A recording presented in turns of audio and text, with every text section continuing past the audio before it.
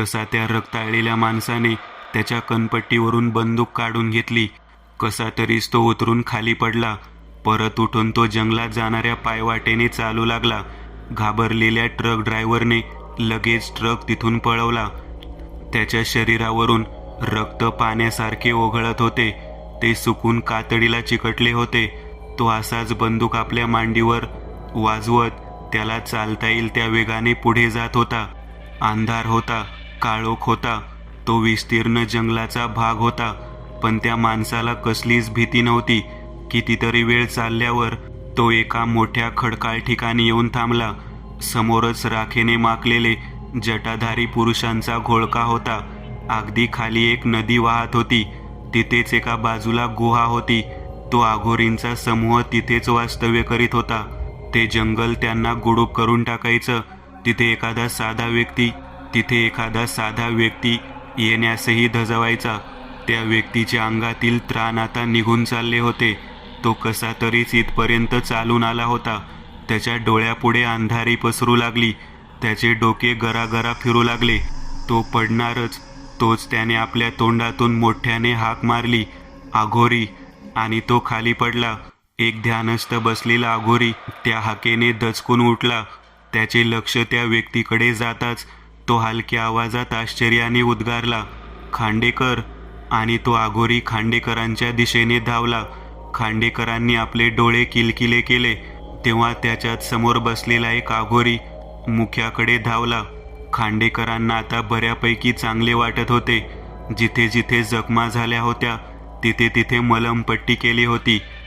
जंगली जडीबुटीने चांगलेच काम केलेले दिसते. कसे वाटते आता खांडेकर? आणि अशा अवस्थेत आलास तरी कसा इथे? आघोरी तिथे येत म्हणाला. ती त्रास देत आहे. आघोरी, माझ्या हातात असते तर मी तिचा चकनाचूर केले असते. खांडेकर बोलला. मीच तिला मोकळीक दिली होती. आता तिचे काम संपले. तिला आता परत बंद करून ठेवावे लागेल. पण त्याआधी तुला बरे व्हावे लागेल. मग सोबतच जाऊ तिथे आणि तिचा समाचार घेऊ, आघोरी म्हणाला. काही दिवसातच खांडेकरांची तब्येत सुधारली. तसे त्यांनी आपल्या घराच्या दिशेने कूच केली. आघोरीने आपल्याबरोबर 2 अनुयायांनाही घेतले होते. दुरूनच ते घर दिसत होते. आतमधील एखादा बल्ब चालू होता. घराच्या आजूबाजूला पांढरे धुके आभाळात उंच उडत होते. झाडांची पाने सळसळत होती. तेथील वातावरणात नैसर्गिक आवाज सोडले तर नीरव शांतता होती. एकच की आघोरी व त्याचे अनुयायी व खांडेकरांच्या पावलांचा आवाज तिथे घुमत होता. ते तिथे पोहोचण्याआधीच खिडकीवाटे 2 डोळे त्यांच्यावर खिळलेले होते. ह्याची जाणीव आघोरीला झाली. खांडेकर, तुझ्या घरात कोणी आहे काय? म्हणजे तुझे नोकर किंवा इतर कोणी? आघोरीने विचारले. नाही, घरात कोणी नाही. तिला सोडून तिथे कोणीच नाही, खांडेकर म्हणाला. चौघेही घराजवळ पोहोचले. तोच दरवाजा करार करून उघडला. हॉलमध्ये काळी आकृती बसली होती. ती अलगद बाजूच्या खोलीत शिरली. ते त्यांच्या लक्षात आले नाही. त्यांनी पोर्चमध्ये प्रवेश केला. दरवाजा ठकाकत होता. कोणीतरी त्यांच्या स्वागताला आधीच तयार होते. ते किती आणि कोण आहेत याची त्याला पर्वा नव्हती. ते आपल्या आसुरी शक्तीने परिपूर्ण होते. ते काळ्या शक्तीने आत्मविश्वासू होते. आघोरीने दारात आपला उजवा पाय ठेवताच बल्ब झपापले. त्यांनी घरात प्रवेश करताच वीजही गेली. आघोरीने आपल्या हातातील मशाल समोर धरली व आत प्रवेश केला. त्यांनी दिवे लावून ते काही अंतरावर रचले. तिथे त्यांचा उजेड झाला. आपल्या सोबत आणलेल्या साहित्यातून त्यांनी राख काढली व विशिष्ट आकारात त्यांनी एक वर्तुळ आखला ज्यामध्ये ते सर्व बसू शकत होते. समोरच हवनकुंड त्यांनी ठेवले. ते लोखंडी व लाल रंग दिलेले होते. काही मानवी कवट्या काढल्या व हवनकुंडाभोवती त्या ठेवल्या. हळदी कुंकू, काही काळ्या भयानक बाहुल्या, निंबे आणि मानवी हाडे व एक लाल रंगवलेली मानवी कवटी त्यांनी तिथे ठेवली. आता त्यांच्या आघोरी कृत्याला सुरुवात होणार होती. त्याआधी त्यांनी विशिष्ट मंत्रात महाकालचा जप केला व त्यांनी हवनकुंड पेटवून आहुती टाकत मंत्र उच्चार सुरू केले.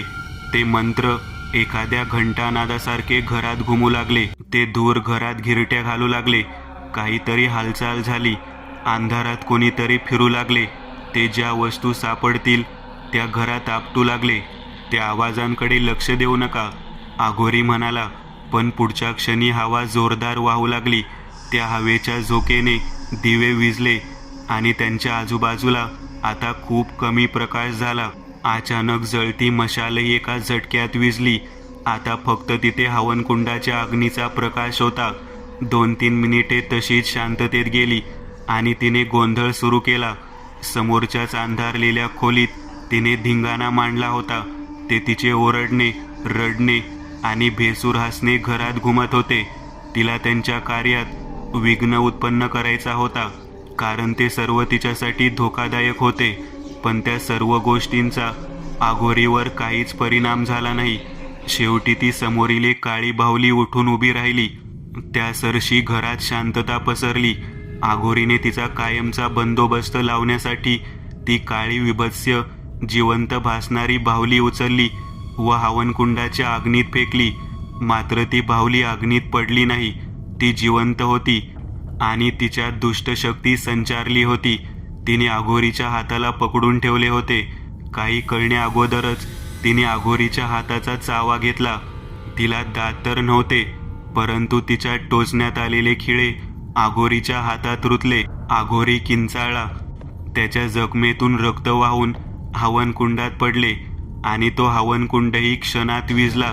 अघोरीने वेदनेने आपला हात झटकला तशी त्याच्या हातातील बाहुली दूर जाऊन पडली व तिच्यात अडकलेली दुष्ट शक्ती मोकळी झाली. घरातील विविध जड हलक्या वस्तू त्यांच्यावर येऊन आपटू लागल्या. टेबल खुर्च्यांचाही मारा झाला तसे ते गोंधळून उठले. अघोरीने आपला दंड जमिनीवर आपटला तसा एक सुरक्षा चक्र त्यांच्या भोवती निर्माण झाला. आता ती थांबली होती. ती शांत झाली होती असे नव्हे. घरातील दारे खिडक्या आपोआप आपटू लागल्या. हवेचा जोरदार झोका घरात बाहेरील वाळलेल्या पानांसोबत घरात प्रवेश करू लागला. पुढचे मागचे त्यांना काही समजणार तोच एक महाकाय आकृती घरातल्या एका खोलीतून त्यांच्या समोर प्रगट झाली. ती 10 फूट स्त्री आकृती त्यांच्या समोर उभी ठाकली. तिच्या डोक्यावर बाईसारखे केस होते. लालभडक जळत्या निखाऱ्यासारखे तिचे डोळे होते. तोंडातून सुळ्यासारखे दात बाहेर पडले होते. तिच्या अंगावर मगरासारखी कातडी होती, तर हाताला व पायाला लांब नखे होती. ती ओरडत त्यांच्यावर धावली. तिच्या शरीरात आणखी काहीतरी अग्नीसारखे वळवळत होते. आधी तिने अघोरीच्या एका सहायकाला उचलून भिंतीवर फेकून दिले. दुसऱ्याला उचलून उंच फेकले तसा तो जोरात खाली आपटला. खालच्या फरशाही फुटल्या. ती दान पाय टाकत खांडेकरांच्या दिशेने सरकू लागली. तिने खांडेकरांवर आपला हात उचलला तसा तो दूर जाऊन पडला व वेदनेने विवळू लागला. आता कुठेच अपघातात झालेल्या जखमा भरल्या होत्या आणि ह्या हमल्याने त्याही फुटलेल्या. काही जखमातून रक्त बाहेर पडू लागले. अघोरी सावध होता.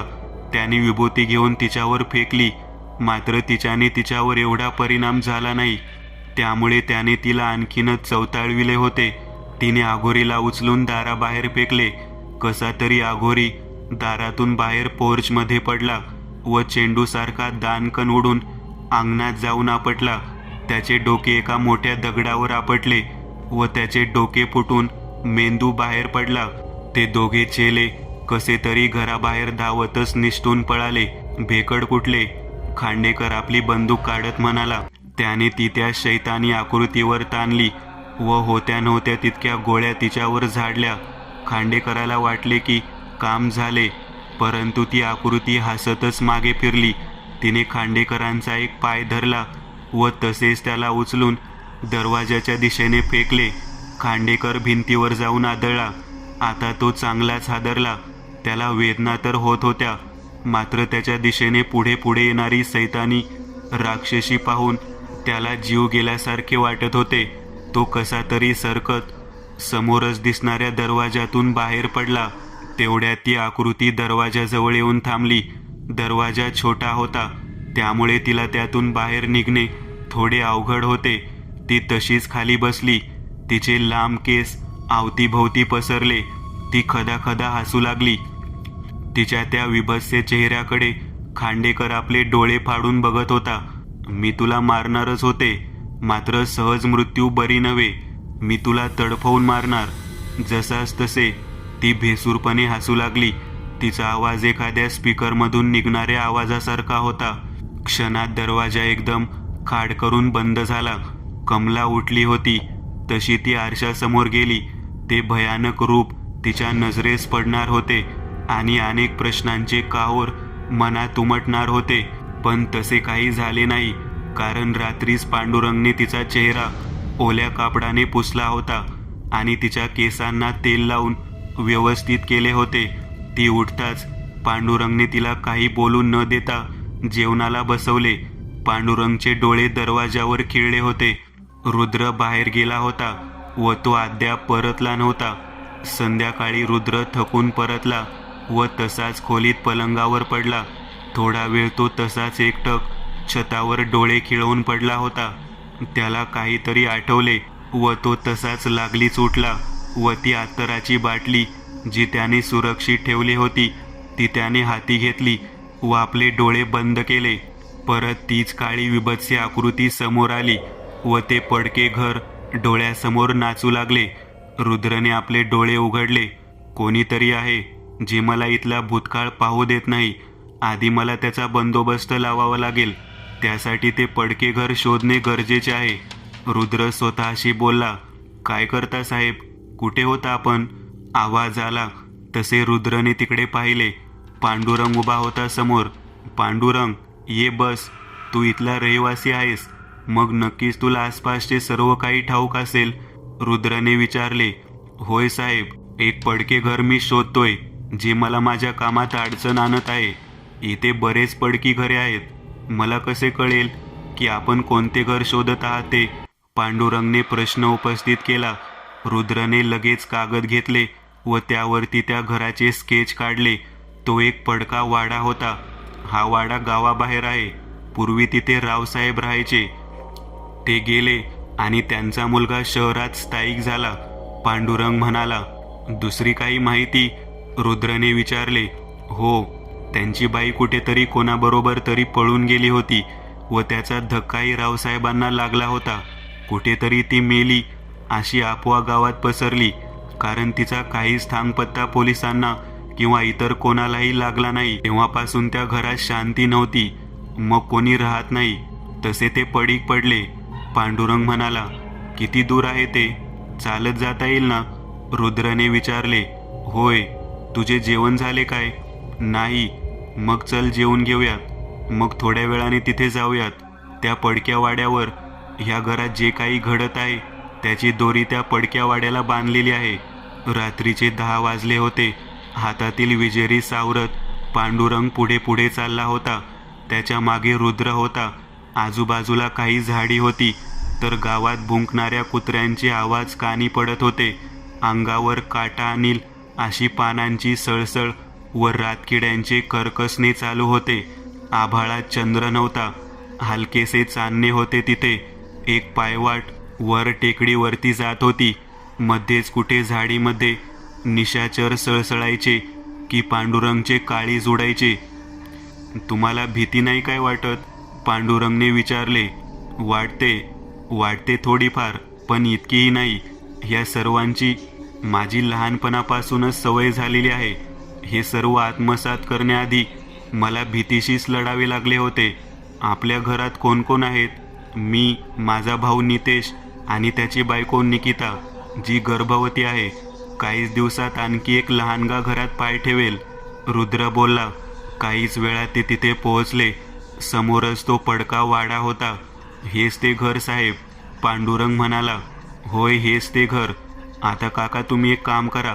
सरळ घरी जा, कारण इथे धोका आहे. रुद्र बोलला. जसे तुम्ही बोलता तसे साहेब, पण आपण सांभाळा.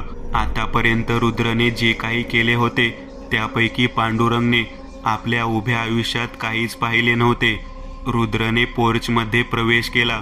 बाजूला एका बाजूने साखळी तुटलेले लोंबकळणारे पाळणे होते. दरवाजाची एक फळी गायब होती. तो आतमध्ये आला. तिथे मोठ्या प्रमाणात कचरा साचला होता. कोणीतरी पावसाळ्यात तिथे निवारा शोधला होता. तर कित्येकांनी तिथे शेकोट्या केल्या होत्या. खालच्या हॉलमध्ये मोजक्याच खोल्या होत्या. प्रत्येकाला आपापली दारे व खिडक्या होत्या. रुद्र आपल्यासोबत आणलेल्या विभूतीने प्रत्येक खिडकी शेजारी काही रेषा आखल्या. मागच्या दरवाजाजवळ त्याने एक स्वास्तिक आखले. वरच्या मजल्यावर असलेल्या खिडक्या शेजारी त्याने रेषा आखल्या. मुख्य दरवाजा सोडून आत बाहेर येणारे सर्व मार्ग रुद्रने बंद करून टाकले. शेवटी त्या वाईट शक्तीला तिथे बोलविण्याची वेळ आली होती. रुद्र तोच यज्ञ करणार होता जो त्या दिवशी अर्धवट होऊन बंद पडला होता. एका ठिकाणी साफसफाई करून रुद्रने आपले आसन मांडले. हवनकुंड पेटवून त्याने मंत्रोच्चार सुरू केले. बराच वेळ झाला आणि त्याने त्या दुष्ट शक्तीचे स्मरण करून तिला आमंत्रण दिले. काही वेळातच खिडक्यांची पाले थरथराट करू लागली. ते तिच्या येण्याचे संकेत होते. मुख्य दरवाजातून काळी पावले आतमध्ये पडली. तिची जळजळीत नजर घरभर फिरत होती, मात्र तिथे कोणीच नव्हते.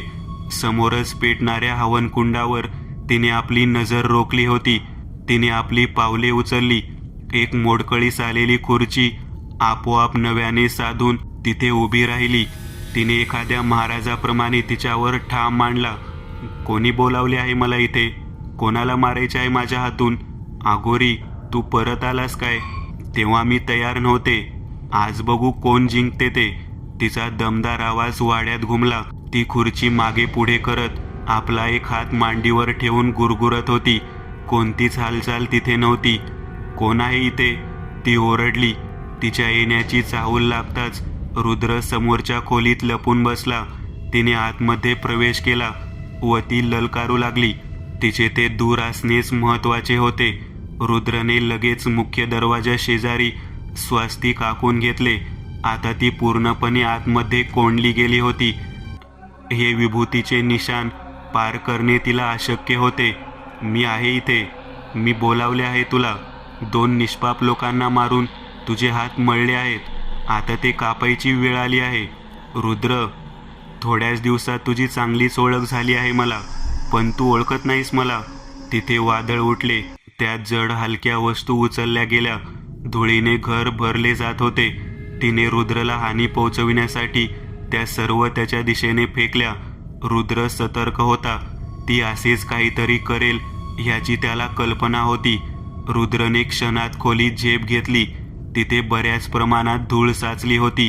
तिला वाटले रुद्र पडला, मात्र पुढच्या क्षणी तिच्यावर आग बरसावी तशी ती किंचाळून खुर्ची सकट बाजूला पडली.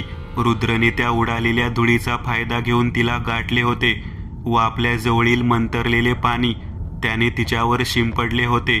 ती ओरडत होती, मात्र रुद्रने गय केली नाही. त्याने तिच्यावर अभिमांत्रित पाणी शिंपडणे सोडले नाही. बघताक्षणी तिचे रूप पालटले. ती आपल्या मूळ अवतारात आली. ती एक देखणी स्त्री होती. रुद्र, तू मला का त्रास देतोस?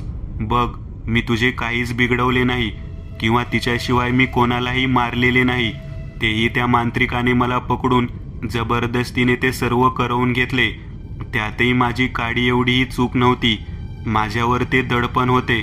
ती पुढे म्हणाली, मी आत्महत्या केली नाही किंवा कोणाबरोबर पळालीही नव्हते. माझ्याच नवऱ्याने मला मारले व तळघरात पुरले. त्यानंतर माझा आत्मा इथेच वास करू लागला. त्यामुळे घरात शांती राहिली नव्हती. माझा नवरा त्याने केलेल्या पापांमुळे तशाच पद्धतीत दुःख सहन करून मेला. भुताटकीचे ठिकाण म्हणून मुलांनी घर सोडले. दिवसावर दिवस जात होते. माझा मृतदेह तिथेच फरशीखाली पडून राहिला. मला मुक्ती नव्हती. कोणी मला पुरले नाही की जाळले नाही की कोणत्याही प्रकारचा माझा अंतिम संस्कार झाला नाही. त्यामुळे मी इथेच अडकून पडले. बघ रुद्र, तुम्ही मला पकडलेस, मात्र तिच्यावर ह्या सर्वांचा काहीच परिणाम होणार नाही. ती खूप भयानक आणि तितकीच शक्तिशाली आहे. तिनेच तुझा जीव घेण्याचा प्रयत्न केला होता आणि जे काही घडत होते ते सर्व तीच करत होती. तिने माझी सर्व शक्ती सोसून घेतली होती. ती एखाद्या चवताळलेल्या वाघिणीसारखी आहे. मला हेही माहीत आहे की तू एकमात्र आहेस जो तिचा सामना करू शकतो. वेळेआधी मी तुला सतर्क केले आहे.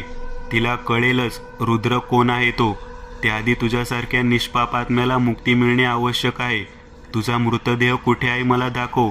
रुद्रने तिला विचारले. ती बाई पुढे पुढे चालू लागली. तळघरातील वाट तिलाच माहीत होती. तिने तळघरात प्रवेश केला. तिथे एक मोठी काळी फरची होती. तिथेच आहे. तिने आपले बोट उचलले. समोरच असलेला हातोडा रुद्रने उचलला व ती फरची फोडली. तिथे खाली एक सांगाडा होता. आपल्या जवळील काही चंदनाची लाकडे रुद्रने आतमध्ये टाकली. काही कापराचे गोळे होते, तेही आत टाकले. आजूबाजूला बाहेरून लाकडे गोळा करून अगदी विधीपूर्वक त्याने आग लावली. रुद्र, माझ्या मुलांनी हे केले नाही. मी त्यांना अनेक संकेत दिले होते, नाही ते अघोरीने केले. तुझे खूप खूप धन्यवाद रुद्र, ती बाई म्हणाली. रुद्रने काही वेळाने पाणी शिंपडून ती सर्व अग्नी शांत केली व राख एका कापडात घेऊन टेकडीच्या खाली वाहणाऱ्या एका नदीला सोडली. रुद्र घरी परतला होता. त्याला आणखी एक महत्त्वाचे काम करायचे होते. आता त्या अत्तराच्या बाटलीवरील तो सर्व प्रभाव नष्ट झाला होता. अशात त्याला आता भूतकाळ पाहणे शक्य होते.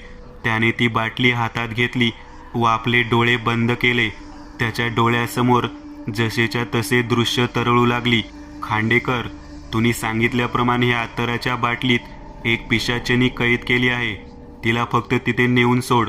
ती आपले कार्य बरोबररित्या करेल. अघोरी म्हणाला. धन्यवाद अघोरी, खांडेकर उद्गारला.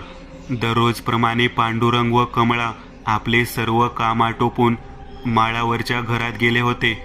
शालिनी एकटीच घरी आताच आंघोळ करून आरशासमोर बसली होती. तेवढ्यात दारावरील बेल वाजली.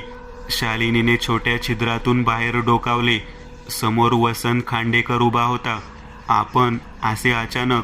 तिने दरवाजा उघडतच म्हटले. जाण्याआधी तुला एकदा बघायचे होते, खांडेकर बोलला. या, आत या, की असेच बाहेर उभे राहणार? शालिनी बोलली. तुला काहीतरी द्यायचे होते, नक्कीच हे आवडेल, म्हणत ती अत्तराची बाटली खांडेकरने तिला दिली व तिथून गुपचूप उठला. असे आलात आणि लगेच जात आहात? शालिनी त्याचा हात पकडत बोलली. हे बघ, मला जाणे गरजेचे आहे. आजची रात्र माझ्यासाठी खूप महत्त्वपूर्ण आहे आणि तुझ्यासाठी खास, खांडेकर बोलला व बाहेर पडला. तिने आपल्या तोंडाला हलकासा मेकअप केला. खांडेकर परत येईल ह्याच आशेत होती ती. त्याला खुश करण्यासाठी तिने ती अत्तराची बाटली फोडली व त्यातील अत्तर स्वतःवर फवारले. तिथे खोलीत तो तीव्र मादक सुगंध पसरला. वाट पाहता पाहता तिचे डोळे लागले. अचानक तिला एक स्पर्श झाला.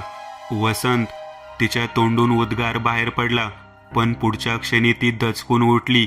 तसे तिच्या अंगावर पसरणारे काळे हात मागे खेचले. खोलीत अंधार होते. शालिनीने टेबल लॅम्प लावला. ती हळूच उठली.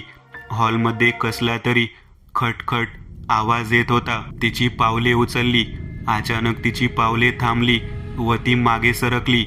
आरशासमोरून जाताना तिला विचित्र भास झाला होता. तिने परत आरशात डोकावले. तो काच पडद्याप्रमाणे हालू लागला व स्थिरावला. एक भेसूर आकृती तिला पाहून हसत होती. सुटलेले केस, काळपट व ओलसर शरीर, काळे ओठ, पांढरट डोळे आणि ते विभत्स्य हास्य. शालिनी दचकून पलंगावर पडली. त्या आकृतीने आपले पाय आरशातून बाहेर टाकले. हळूहळू तिचे संपूर्ण शरीर बाहेर आले. ती क्रूरपणे हसत होती. शालिनी रडत ओरडत मागे सरकत होती. तोच त्या आकृतीने तिच्यावर झडप घातली. तिच्या पायाला पकडून तिने ओढत तिला हॉलमध्ये आणले. एखाद्या खाटिकाजवळ जसे साहित्य असते तसेच तिथे पसरलेले होते. एक धारदार कोयताही त्या लाकडावर खोचून ठेवला होता. तू कोण आहेस? मी तुझे काय वाईट केले आहे? कृपया मला मारू नकोस. शालिनी रडत तिच्या पायावर पडली. हे थेरडे, तुझे सर्व पाप आठव. आता तू मरणार आहेस. तो आवाज बाईचा नव्हता, तो एक पुरुषाचा होता. शालिनी पूर्ण शहारली.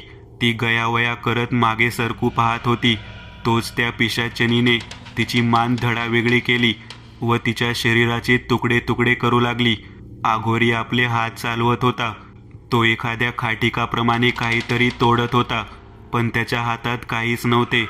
ना कोयता, ना विळा, ना चाकू. त्याचे डोळे बंद होते. तो एका अग्नीच्या वर्तुळात बसला होता. समोर बराच पसारा होता.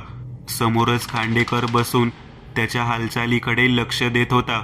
ती पिशाच्यानी उठली व रॉकेल आणून तिने ते सर्व त्या तुकड्यांवर शिंपडले. लायटर शिलगावून तिने तो खाली फेकला. पुढच्या क्षणी त्या तुकडे तुकडे झालेल्या शरीराने पेट घेतला. तिथे एक हास्य घुमले. पुढच्या क्षणी आघोरीने आपले डोळे उघडले. आघोरी, काम झाले काय? तिला इतका भयानक मृत्यू आला पाहिजे की ती पुढचा जन्म घेण्यासही थरथरली पाहिजे. खांडेकर म्हणाला. तिचे तुकडे तुकडे करून पेटवून दिले. मला त्या पिशाचिनीवर भरोसा नव्हता म्हणून तिचे केस ताब्यात ठेवून मी तिच्यावर वशीकरण केले. आघोरी बोलला. क्षणात रुद्रने आपले डोळे उघडले. घामाच्या धारा डोक्यापासून वाहत त्याच्या मानेवर उतरत होत्या. त्याची छाती वर खाली होत होती. डोळे लाल भडक पडले होते. हा खांडेकर इतका नीच माणूस असेल त्याला वाटलेच नव्हते. रुद्र तडक उठला व त्याने लँडलाईनवर काही नंबर टाकून फोन लावला. काहीच वेळात फोन उचलला गेला. हॅलो, कोण? तिकडून आवाज आला.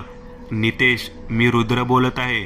अरे रुद्र, तू कसा आहेस? तू किती दिवसांनी आठवण आली तुला माझी. नितेश, ते सर्व सोड. वहिनीला तिच्या घरी ठेवून तू लगेच मुंबई गाठ व त्या खांडेकराजवळ जाऊन स्पष्ट बोल. तू जे काही तुझ्या बायकोसोबत केलेस ते सर्व रुद्रला कळले आहे म्हण. आणि तुझ्या मुलीला का मारलेस हे सांग. त्याला विचार व सरळ इथे फोन लाव. काय सांगतो ते बघ, नाहीतर तो मेलाच समज. मी लगेच इथून माघारी परतेन असे सांग त्याला. रुद्र रागात बोलला व त्याने तसाच फोन आपटला. समोरच उभे असलेले पांडुरंग व कमळा त्याच्या रुद्रावताराकडे पाहतच राहिले. दारावरची बेल वाजली तसे खांडेकरची झोप उडाली. बहादूर, होय मालक. दारावर कोण आहे बघ, खांडेकर खोल गेलेल्या आवाजात म्हणाला. काहीच वेळात बहादूर एका व्यक्तीला घेऊन त्यांच्या खोलीत आला. अरे नितेश, ये बस, खांडेकर बोलला. नितेश खांडेकरकडे पाहतच राहिला. त्याची कातडी पार सुकली होती. ती चेहऱ्याच्या हाडांना चिकटून लोंबकळत होती. डोळे अगदी खोल गेले होते. त्याने गळ्यापर्यंत चादर ओढलेली होती. खांडेकरजी, आपली अवस्था तर खूपच नाजूक झाली आहे. होय, आता रुद्रच काही करू शकतो, खांडेकर बोलला. रुद्रचे नाव निघताच आपण कशासाठी आलो आहोत हे नितेशला आठवले. खांडेकरजी, तुम्हाला काहीतरी सांगायचे होते. रुद्रला भूतकाळ पाहण्याची विधा अवगत आहे. आशा त्याने तिथला भूतकाळ पाहिला आहे व तुम्ही जे काही आपल्या बायकोबरोबर केले होते ते सर्व पाहून तो रागाने पेटून उठला आहे. तो केव्हाही परतू शकतो. त्याच्यामुळे काहीच लपवू नका. कृपया तिथे काय घडले होते व आपण ते सर्व का केले ते सांगा. नितेश म्हणाला. नितेश, माझाही काळ आता जवळ आला आहे. अशा सर्व काही सांगून टाकणेच बरे आहे. होय, हे खरे आहे की मीच माझ्या बायकोला तांत्रिकाच्या मदतीने मारले होते. पण का मारले होते हे तुम्हाला ठाऊक नाही. रवैया बेटा, किती वेळा सांगितले आहे की लायटर सोबत खेळू नकोस म्हणून. खांडेकर तिच्या हातातील लायटर काढून घेत म्हणाला. जा जा पप्पा, मला तुमच्याशी बोलायचे नाही. रवैया आपले तोंड फिरवत म्हणाली. का, काय झाले? आज वाढदिवसानिमित्त जे गिफ्ट मागशील ते देईन, तर बोलशील काय? होय पप्पा. काय पाहिजे तुला? मला फक्त आई पाहिजे. आई आणि फक्त आई. हा हट्ट कधी सोडशील तू? जा मग, मी तुमच्याशी बोलत नाही. रवैया रुसून बसली. बरं, आणतो तुझ्यासाठी आई, पण रुसू नकोस माझ्यावर. इतर कोणी रुसले तर मी सहन करू शकतो, मात्र तुझे रुसणे नाही. खांडेकर तिला कुशीत उचलून घेत बोलला. पण माझ्यासाठी आई आणणार ना? रवैया आता थोडी मोठी झाली होती. सोपान हवालदारावर खांडेकरने तिला शाळेत सोडण्यापासून ते घरी आणण्याची जबाबदारी सोपवली होती. जशी रवैया बाहेरील जगात वावरू लागली तशी आई म्हणजे काय आहे हे तिला कळू लागले. तिचा हट्ट पाहता खांडेकरने दुसरे लग्न केले. आता रवैयाला आपली आई भेटली होती, जी तिच्यावर प्रेम करत होती की तो फक्त देखावा होता. पांडुरंग, तुम्ही आता आपले काम करून सरळ तुमच्या घरी जात जा. इथे मी आहे सर्व काही सांभाळण्यासाठी. शालिनी म्हणजेच खांडेकरची बायको म्हणाली. बरं बाईसाहेब, पांडुरंग उद्गारला. आई हे बघ, मी फुलांचे चित्र काढले आहे. रवैया तिला स्केचबुक दाखवत म्हणाली. त्यासरशी तिने वही हिसकावून दूर फेकली. आधीच डोके दुखते आणि वरून ही डोकेदुखी. ती स्वतःशीच पुटपुटली, "ए ऐक जरा, माझे पाय दाबून दे." "बरं आई," रवैया म्हणाली. तिला बरे वाईट काही कळत नव्हते. ती ते सर्व आनंदाने करत होती. तोच तिच्या पोटात लाद बसली व ती मागे कोसळली. "चुकून झाले हां, आणि हे बघ, याविषयी तुझ्या बाबांना एक शब्दही बोलू नकोस." "बरं आई, आपण बाहेर खेळायला जाऊ," रवैया तिला म्हणाली. "गेलो असतो बाळा, पण पोछा कोण मारणार?" शालिनी म्हणाली. "ते काय असते? इकडे ये, तुला शिकवते." रवैयाला ते येत नव्हते, तरी ती आपल्या नाजूक हाताने घरातील वेगवेगळे काम करत असे. "बरं ऐक, तुझे बाबा आले तर सरळ माझ्या खोलीत धावून ये व मला उठव," शालिनी म्हणाली व कुटीलपणे हसत खोलीत झोपण्यास निघून गेली. रवैया तिला इतकीशी आवडत नसे. ती तिला वेगवेगळ्या प्रकारे त्रास देत असे. मात्र नोकरांसमोर व नवऱ्यासमोर आपण तिची किती काळजी करतो असे भासवत असे. काही दिवसातच रवैयाला कळू लागले होते की बाबांप्रमाणे आई तिच्यावर प्रेम करत नाही व तिला मारणे आणि त्रास देणे हेच तिला आवडत असते. एके दिवशी रवैया अशीच एका बाहुलीला आपल्या कुशीत घेऊन खोलीत रडत बसली होती. तिला बाबा सांगायचे की हे बाहुले तिच्या आईचे आवडते होते. ते एक मिकी माऊस होते. "ए, तू इथे काय बसली आहेस? चल बाहेर, ती खरकटी भांडी धू. आज ते नोकर आले नाहीत, म्हणून तुलाच करावे लागेल ते." शालिनी तिच्यावर ओरडत म्हणाली, "तुम्ही माझी आई नाहीत. तू मला नेहमी त्रास देतेस. मी बाबांना हे सगळे सांगणार." रवैया रडत म्हणाली, "काय बोललीस? परत बोल. चल, तुला दाखवतेच की त्रास देणे म्हणजे काय असते ते." म्हणत तिने रवैयाच्या हातातील बाहुले पकडून हिसकावण्याचा प्रयत्न केला, पण रवैयाने ते घट्ट पकडून ठेवले होते. शालिनीने तसेच तिला ओढत थोड्या अंतरापर्यंत नेले. "सोडतेस का नाही?" शालिनी रागात म्हणाली. "माझ्या आईचे आहे ते. दूर हो तू, हात नको लावूस त्याला." रवैया हिसकावत म्हणाली, "सोडते." "नाही सोडणार." शालिनी रागाने बेभान झाली होती. तिने जोरात मुलीच्या गालात आणली, तशी ती पलंगावर आदळून खाली पडली. ते बाहुले हिसकावून घेत शालिनीने जोरात दरवाजा आपटून बंद केला व ते बाहुले रागाच्या भरात तिने जाळून टाकले. इथे रवैया पलंगाच्या लाकडी कठड्यावरती जोरात आपटली होती. तिच्या डोक्यातून रक्त वाहू लागले. ती हलकेसे झटके देत तडफडू लागली. तिचे डोळे सताड उघडे होते. आतापर्यंत रक्त तिथे पसरले होते आणि रवैयाची प्राणज्योत मालवली होती.